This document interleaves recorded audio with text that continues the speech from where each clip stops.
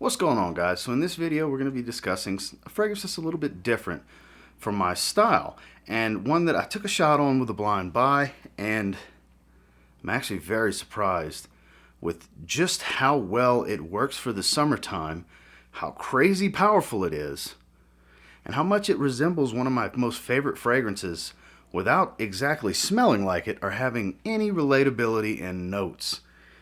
I'm talking about from Rasasi. This is Shaghaf pour Homme. So stay tuned.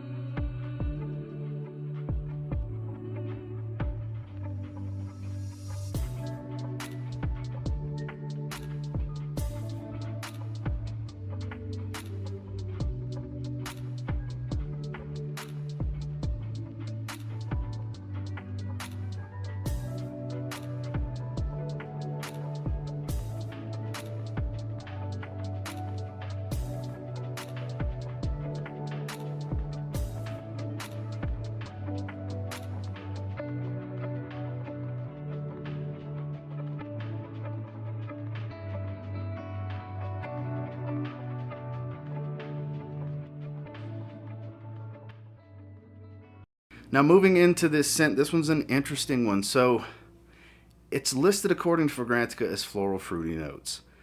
That is very accurate.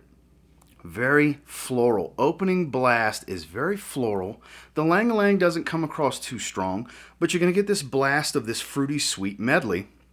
And it's a little powdery right off Jump Street. And it's a clean muskiness. It's almost got a little bit of an aquatic vibe to it, not a watery feel, but it has this summer breeze type of feel to it. It is a little bit more on the chemically synthetic side in the top of the fragrance. I could see the opening being a little off-putting for some because, like I said, it's definitely much more synthetic than you're expecting going into it. As it starts to dry, though, that's where it gets beautiful. Like I said, in the opening, it's a medley of fruits and florals. The rose kind of stands out to me more so than any other floral note. And then as it starts to dry, it becomes all about this tonka bean vanilla combo. It's creamy, it's powdery, it's sweet without being too thick and sweet. For as strong as the aroma is, it's not too thick and creamy. The vanilla doesn't, and even sandalwood, doesn't make it too creamy until later in the further into the dry down. It's creamy, but it's not super thick and creamy. That's the thing that's most notable and most important in my opinion. The orchid starts to kind of take the place of the rose. It comes into this more vanilla orchid type of smell. It's actually quite the lovely aroma. Very unisex, even though it says for men. There is a pour femme version as well, which I have not tried, obviously. There is remnants of the Invictus Aqua gradients on the bottle. That's the fragrance I was saying I can actually kind of relate this to. While it does not smell like watery aquatic Invictus Aqua, the floral tones, the powdery nature, and the sweetness are relatable, and it has that breezy, airy summer tone to it.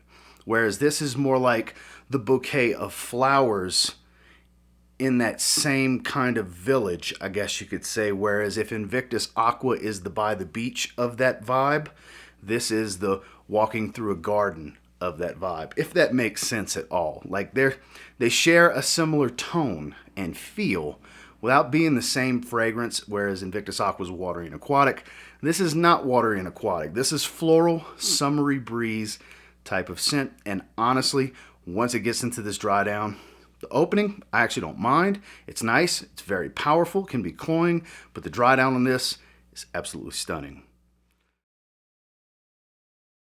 In regards to performance, like I was saying a few times I've mentioned in this video, it's crazy powerful. This is, as you saw on the box, manufactured in September of 2021. So at the recording of this, it hasn't even been a year since this bottle was poured. So it's one of the newer batches, and it's crazy strong. This is a 10+ hour fragrance on my skin so far. Admittedly, I've only worn it a few times. I've done several test sprays. It's absurdly powerful in longevity and the scent strength in projection. This stuff can fill a frickin' room. If you spray this heavy, it's cloying. Look, admittedly, I don't spray my chest now. The first wearing, I sprayed 2 sprays on my bare chest. Too much, can't do it. I was doing 3 around the neck, 2 on the chest, 1 on the forearm. Now it's just 3 around the neck, 1 on the forearm. I had to cut 2 sprays out of it, especially the bare chest. It's just too strong and too cloying. Sweet, floral, powdery. Like I said, the scent's beautiful, but the opening is super, super potent. If you're looking for a summery beast that's not your generic watery aquatic, this is the way to go. This is a monster in performance. The sillage is very heavy. The projection is beyond arm's length for about 2 hours before it starts to calm down into still pretty stout sillage. That's why I said heavy sillage. This one has a dense, strong trail.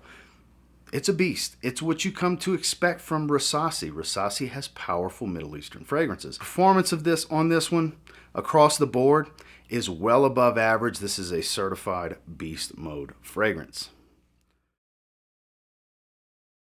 Final thoughts on Nafaeis al Shaghaf Pour Homme from Rasasi. This is special. It's cheap too. It's not an expensive fragrance in any way, shape, or form. The opening may smell a little cheap to you at first. Like I said, it is chemically synthetic at first. It's very, very, very strong and powerful up top. And the beastly nature of its performance doesn't go away, but admittedly, as with every fragrance, the beginning of the fragrance is its most powerful. I really dig this one. It's got a uniqueness to it in my collection. I don't have anything that even smells close to the scent profile of this fragrance, and for that, I think it's great. I'm going to give this one an 8 out of 10.